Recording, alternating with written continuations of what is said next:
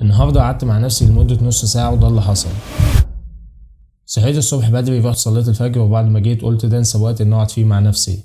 قعدت اتأمل لمدة نص ساعة، وانا قاعد بتأمل كانت في حاجة شغلاني طول الوقت، الا وهي نظرة الناس. انا عاوزك تتخيل معايا انك دايما بتعمل حاجات وبتجتهد في شغلك وحياتك، ومهما كان ده انجازاتك دايما بتلاقي ناس بتحكم عليك بطريقة او باخرى، صح؟ وده اللي بيخليك تسأل نفسك، او انا يعني بالفعل سألت نفسي ليه بيهمنا كده رأي الناس فيا؟ وهل رأي الناس ليه لازمة بالنسبة لي ولا لا؟ وهل انت بتعمل الحاجات دي علشان خاطر الناس تسقف لك، ولا انت مقتنع بيها وعاوز تتغير للاحسن وعاوز تسيب ذكرى حلوه ليك لما انت تموت؟ خلينا متفقين كده ان مفيش حد بيحب يشتغل او يتعب او يبذل جهد في حاجه ويتجاهله الناس. كل واحد فينا بيتمنى يكون مقدر على الاقل على الحاجه اللي هو بيعملها، ولكن مش التقدير من الناس كل حاجه. هيفيد بايه لو الناس اعتقدوا ان انت شخص كويس وانت عكس كده؟ وخلينا نختم الفيديو بحديث اغلب كل اللي بيتفرج عليا دلوقتي يعرفه، ان النبي محمد صلى الله عليه وسلم قال: اذا مات ابن ادم انقطع ماله الا من ثلاث: صدقة جارية، أو علم ينتفع به، أو ولد صالح يدعو له. أنت لزوما تكون راضي عن نفسك وعن اللي أنت بتعمله، والأهم من إنك تكون بتحاول ترضي الناس إنك تكون فعلا بتحاول ترضي